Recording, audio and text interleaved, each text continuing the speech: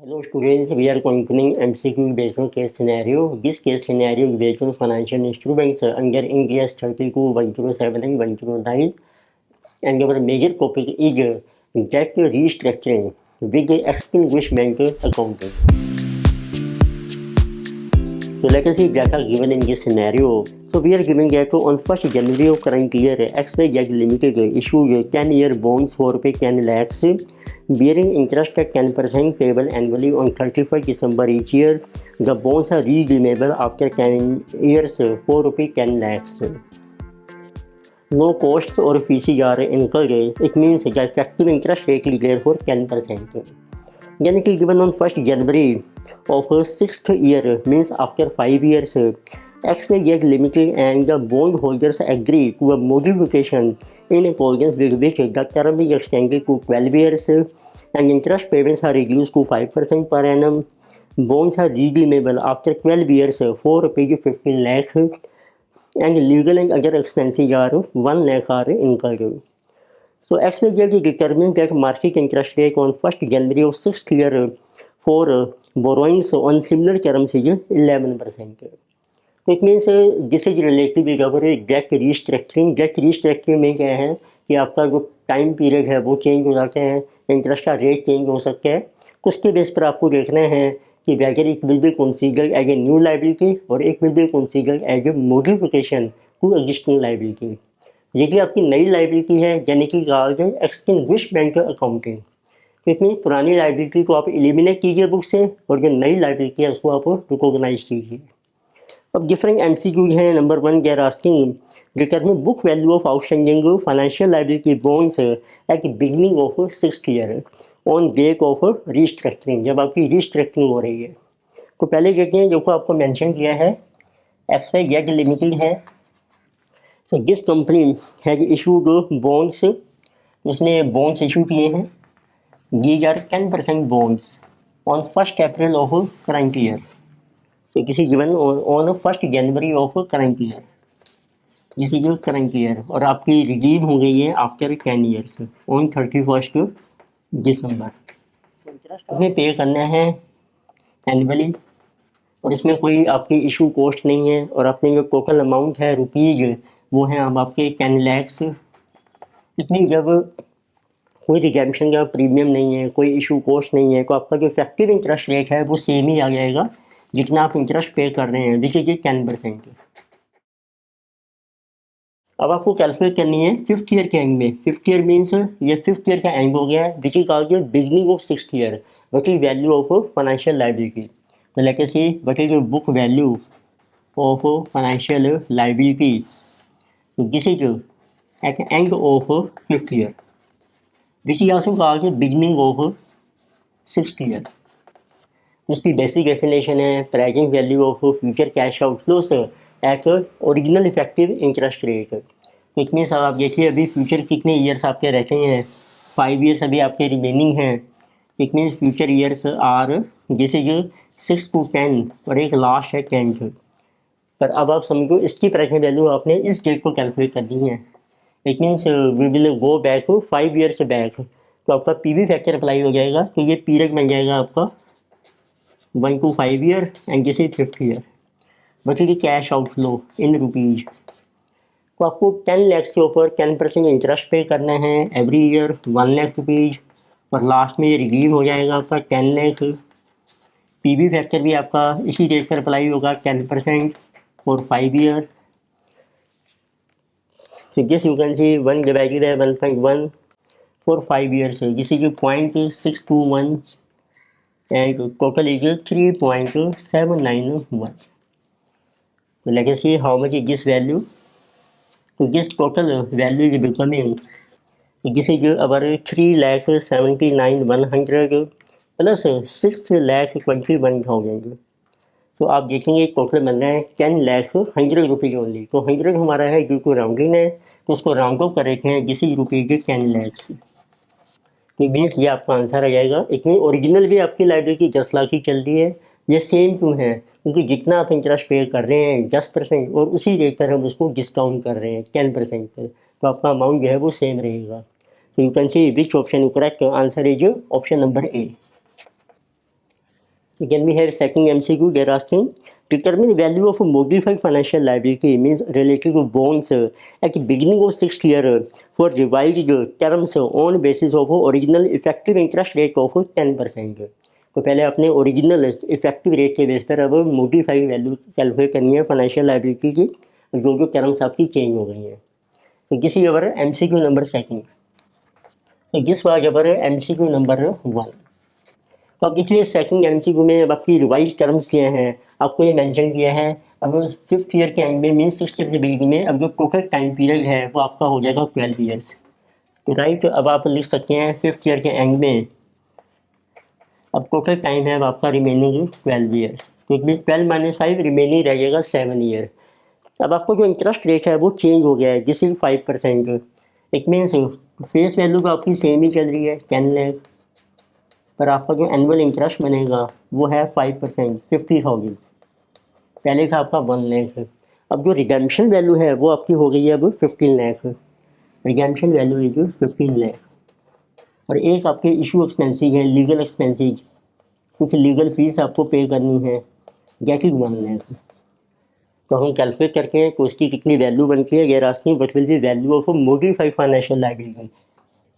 So value of modified financial liability, तो this will become, तो जो आपने इंटरेस्ट पे करना है आपके रहेगी 7 ईयर, तो उसका कैलकुलेट कीजिए 7 ईयर की प्रेजेंट वैल्यू. तो it mean this is equal to present value of interest plus present value of redemption amount और प्लस जो आपके इशू एक्सपेंसेस हैं, इशू कोस्ट कह सकते हैं, या जो भी लीगल एक्सपेंसेस आपको मिले हैं, लीगल एंड अदर फीसेज जो भी हैं वो आपके ऐड हो जाएंगे. तो लेकर से इंटरेस्ट है आपका इसको 50,000 प्लस रिडेम्पशन है आपकी जिसे कि गिवन है नाउ 15 लैक्स. अब इनको अप्लाई करते हैं पीवी फैक्टर 10%. ये आपकी बन जाएगी एनुटी 7 ईयर की और वो सिंगल फैक्टर, तो किसी 0.513. और जो आपका एनुटी बन रहा है 7 ईयर का 4.8684 और plus 1 lakh. Let's see how much is this. So 50,000 into 4.8684, 15 lakh into 0.513 plus 1 lakh, this is 11 lakh 12,920. You can see which option is your correct. So this is your option number B.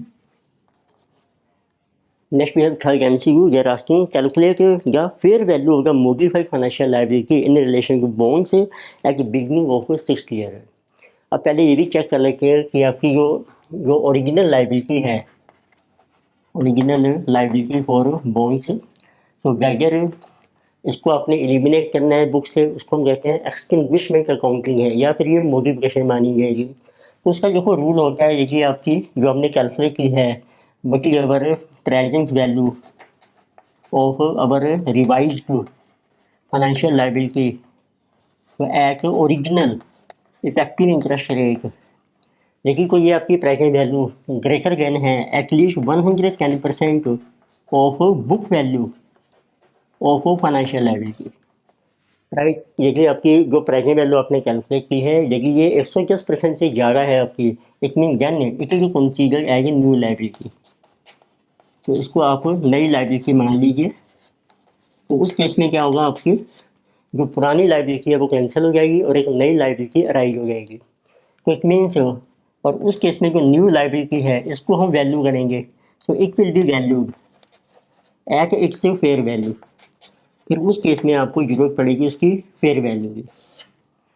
अब पहले चेक करके देखो, अब आपकी जो रिवाइज फाइनेंशियल लायबिलिटी है इसकी value है 11,12,920 and if you take 110% of book value, पुरानी बुक वैल्यू है आपकी 10 लैक्स, उसका कर लीजिए आप 110%. It means this is becoming 11 lakh. You will see that, तो दिस जो आपकी रिवाइज वैल्यू है this is more than this much. तो it means this is consider जाएगा न्यू लायबिलिटी एंड जिसको कहते हैं एक्सटिंग्विशमेंट अकाउंटिंग. अब आपने पुरानी लायबिलिटी को एलिमिनेट करना है तो उससे नई लायबिलिटी अराइज हो जाएगी. तो इसलिए आपको चाहिए fair value of new liability. तो let us see what is fair value. तो फेयर वैल्यू क्या होगी? अब उस केस में जो आपके लीगल फीस है वो आपके P&L में चार्ज हो जाएंगे for extinguishment of original liability.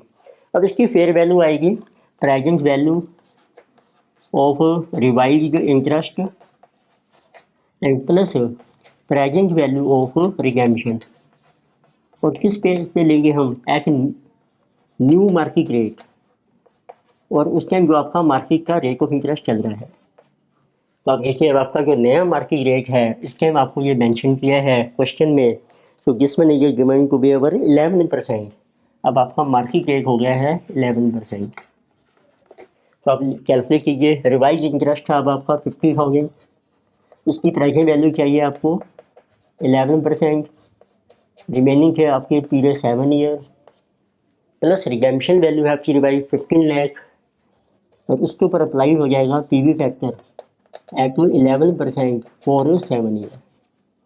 ये सिंगल फैक्टर है, ये एन्युटी फैक्टर है। So let us see how much is this value now, 50,000 into this plus 15 lakh into single factor, let us see at 11%।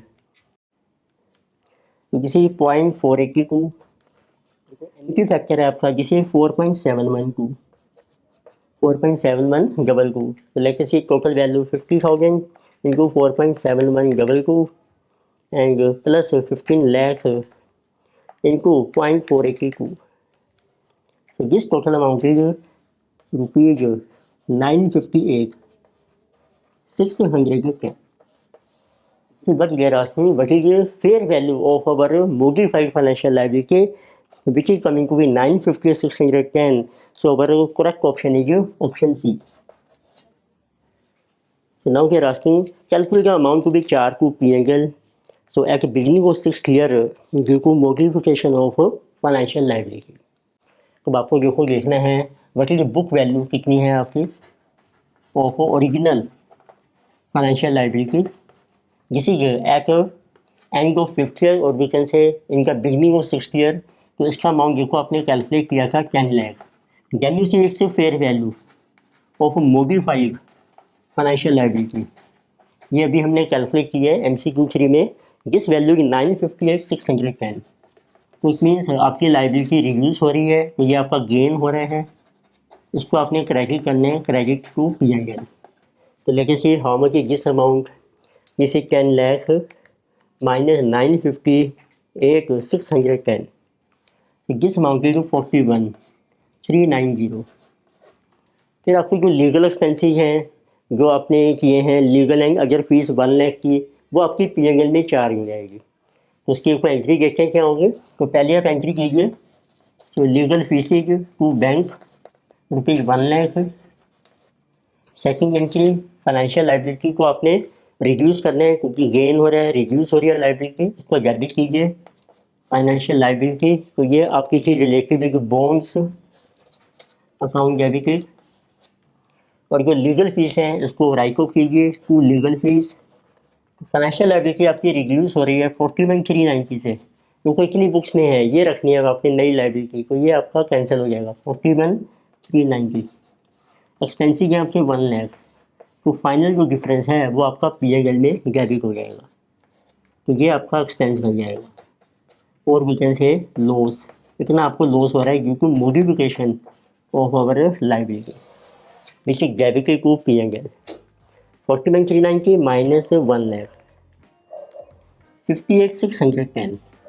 किसी वक्त गैर आते हैं कि P&L में आपने कितना चार्ज करना है, तो नेट अमाउंट आपका 58,610 जो है वो आपका डेबिट हो जाएगा। Now you can see which option is correct, so this is option number B is correct. So in this lecture we have discussed case scenario based on the exact restructuring, and here major topic was our extinguishment of financial liability. Further topics we will continue next lectures। Video आपको अच्छी लगती है subscribe कीजिए, recommend कीजिए, share कीजिए। Thank you.